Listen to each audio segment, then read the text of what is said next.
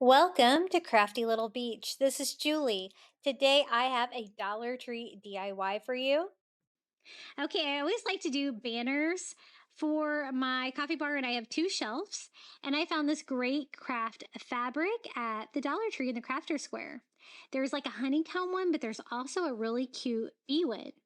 I've never picked up any of these before, but basically they're just long strips of fabric.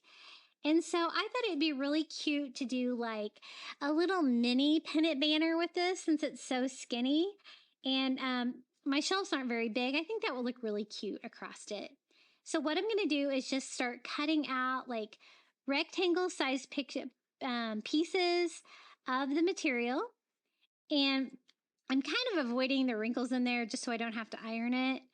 And so that's why I'm cutting a new piece and then kind of using that piece as a template.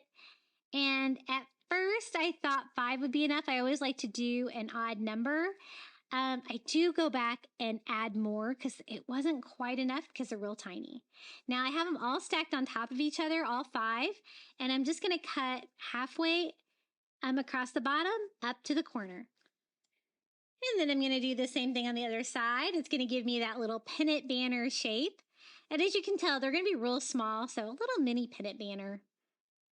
And since I cut them all together, they're all pretty much the same size. And I already cut this twine down to size to make it the perfect size for my little coffee bar shelf. This would be really cute to do a little banner around the tier tray as well if you're doing a bee tier tray for spring. So I'm just going to flip them all over and then we can just start attaching them. I like to do about halfway up the rope. That way I can just center it for my spacing. And since I'm just going to hot glue these to the back, it's the easiest way. I am going to have to measure because they're not going to be movable once I get them on there. And I decide to do like 1 inch in between each one just to kind of give myself some equal spacing. And just the jute twine is fine. It's just going to kind of give it that rustic vibe. And the fabric was pretty good about not fraying. But if it does a little bit, that's going to be fine. It's going to kind of go with that rustic vibe. So we have all five pieces. I got these all glued on here and then I kind of took it to my coffee bar to see how it looked, and it looked like it needed a few more pieces. So I am going to add a few more to it. Just trying to cut off any excess hot glue or anything like that. Clean it up a little bit. And then I'm going to cut two more of these. So I'm just going to kind of use one of these for reference to cut down two more triangles for the pennant banner and then attach those along each side. I have enough room to do like 1 inch space between them all, and then that looked really good. I'm going to do like a different pennant banner for the top and the bottom, just for a little bit of variety on this coffee bar. But I always think this is the perfect final touch when I'm decorating my coffee bar for sure. And I DIY'd my coffee bar out of a $12 dresser that I got at Goodwill on clearance. And I do have a video on my channel about that, about how I turned just a tiny wall in my kitchen into a coffee bar. If you're interested in doing the same, it was really fun. I didn't think I was going to be able to work it in. It's like a wall that had a light switch and all different kinds of things in the way, but I made it work. Okay, the other banner, I thought I would use one of these little spinny yard stakes from the Dollar Tree. We could make little bees. I thought these would be the perfect for bees if I could just find a way to take them off here. I've never dismantled one of these before, so at first I thought maybe they don't come out, maybe they're wired all the way through. So I tried to use some like floral scissors to cut that wire, but no go on that. It's really thick. And then I realized that, hey, they do come out. And so I got one out here. I thought we could do like 3 bees, and those are going to make the perfect little bee bodies for me. Now, be careful when you're pulling them out. My first 2 were successes, and then I don't know what I was doing, but once the wire kind of came out of mine, there was really no going back, putting it in there. But cautionary tale, be careful when you're pulling them out. Luckily, I only needed 3 because I screwed up 3. But the last one finally came off. I wanted the wire to stay in there to kind of give me a little structure for my bee. And I thought that would make a really cute bee body. It's almost the perfect shape and everything. And the black border is good. Now I needed something to make wings out of, and I thought one of these little burlap bags from the Dollar Tree would be just perfect for that. It's going to go with my, brown vibe. I have brown in a lot of my objects today, like the faux wood and my wood shelves and like all the rope and everything. So I thought this would go nicely. So I just cut the front off my bag. This is like a synthetic burlap, so it kind of has like a glossy back. I've been able to find these a lot in my Dollar Tree lately.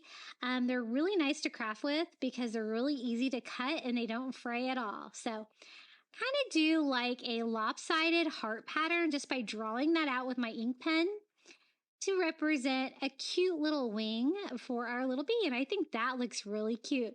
Just a like kind of a lopsided little heart. So I'm going to use that as reference. I'm going to need like three right wings and three left wings.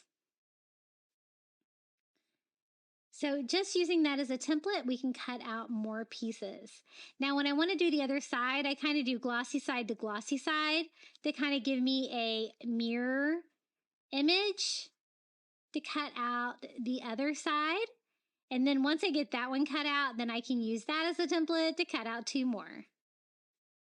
I didn't want like too big of a wing, but I wanted something kind of cute that we could kind of have them open and kind of go to the sides of the bee. And then I wanted something round and circular for the little honey bee head. And I thought those little wood discs from the Dollar Tree would be perfect. I've been able to find these at a couple of my big Dollar Trees lately. They have like the chips, they have these slices, and they also have like the twig sticks. They're so cute for crafting. If you see them, be sure to pick them up. But you could use whatever you have that's round. You could even use probably a wood bead. So I'm just going to hot glue the tips of my little wings to the top of my little bee. And then using hot glue on the wire in the top part of the bee, I'm going to glue down the cute little bee head. Just something kind of simple and abstract. I'm not going to do any antenna or anything like that. But I did want it to have like the bee body, wings, and a head. I think these turned out really cute. So I'm just going to do the same thing with the other two, just gluing on both wings and a little bee head. And I'm working on a silicone mat, so that comes in handy when you're working with hot glue because it's not going to stick to it. So we have three bees. They're kind of bigger than the pennant banners before, so I think there's going to be plenty to fill this up. So I'm just going to flip them over and hot glue that twine that I cut down to size on the back of each one of those little wood slices. I am going to get my tape measure out though because I want to make sure that I have equal spacing between them. And this is going to look really cute. I'm going to do this one on the bottom shelf of my coffee bar, kind of overlapping my coffee cups that are hanging below it. And I just attach those with a little dot of hot glue on each side of my coffee bar shelves. I find that to be the easiest way to hang like a little lightweight pennant banner without too much damage. Now let me give you a quick sneak peek of how the bee-themed coffee bar turned out. Definitely one of my favorite coffee bars that I've done. I think it's so cute, so many fun bee touches.